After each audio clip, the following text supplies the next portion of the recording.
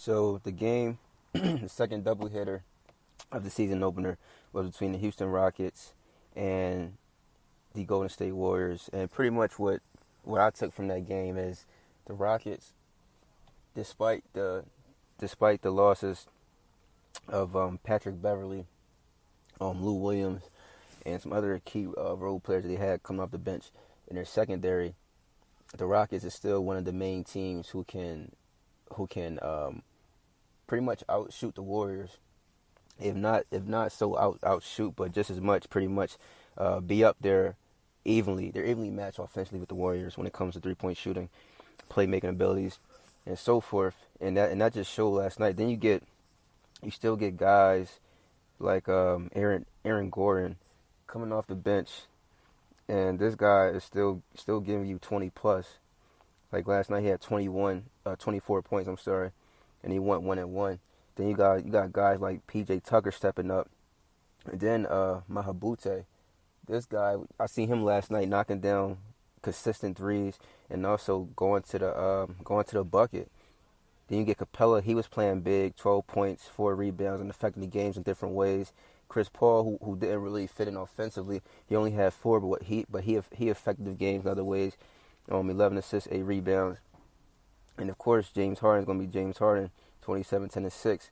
And a lot of people say, Chris Paul didn't play that fourth quarter. Well, yeah, Chris Paul didn't play the fourth quarter for the Houston Rockets last season as well. Chris Paul will find his way, and like I said, beginning of the season, during the preseason, Chris Paul is going to be effective to them late in the season, in late game situations, and also in the postseason as well. Chris Paul will find his way. Chris Paul is going to be Chris Paul, and all the work and all the work that him and James Harden put in the off season and playing together in the Drew League and the Duckman leagues. Chris Paul is an NBA veteran, so with that said, he's a playmaker, floor general. Any team he go to, he'll make a difference, and he's definitely going to help James Harden. And we all know last year, Game 7, James Harden just didn't show up in that Game 7 against the San Antonio Spurs. So Chris Paul is there to make sure that James Harden is nowhere near to be MIA in action. Because we all know after that game against San Antonio, I really lost. I didn't lose respect for James Harden, but I just didn't like the way he went out. He went out 10 points. You're a professional scorer. Game 7, your team needed you. It just didn't work out. On the other end, Kevin Durant had 20 points. Draymond Green finished with 11, 13, and 9. 1 point shy of triple-double. Klay Thompson had 16. Curry 22. And Nick Young, who's there to shoot. Every opportunity he got the ball, he took the shot. And I feel like Nick Young is another player who I feel like he go to any team and he'll gel in because he knows his role once he is assigned to the team. And that's to shoot, that's to score, and that's to contribute.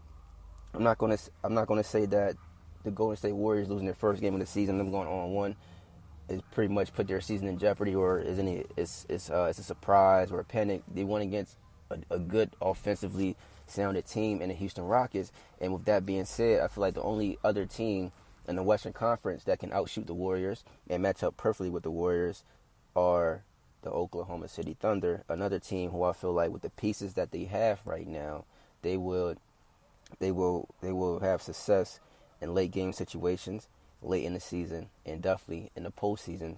Just like how, once again, last year when you had Jimmy Butler, Rondo, and Wade on the Chicago, the season was kind of like it was iffy. But then once that postseason started, they had Boston looking like they were the 8th seed in the East, and Chicago was the number 1 seed. So at the same time, with that being said, I just really wouldn't have my hopes or my money betted and sold on Golden State Warriors because teams got better, and then you still got San Antonio along with OKC and along with Houston Rockets.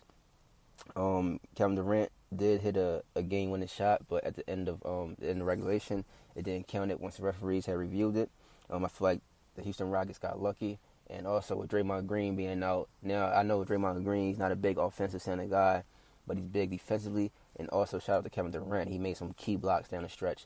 But at the same time, if for those who actually watch the game, don't just look at highlights, don't look at numbers, actually watch the game, understand basketball, have good basketball IQ, you see other ways that Draymond Green affects the Golden State Warriors and affects games in late game situations. Thanks for listening. Please be sure to check out www.bakerhoops.com. Also, please be sure to check out my colleague sports page, www.rockoutsd.com. Thanks for listening to the Tell Like It Is radio podcast follow me on Twitter at Tell Like It Is P, Instagram Tell Like It Is PC, as well as Facebook. You guys have a good day and be blessed.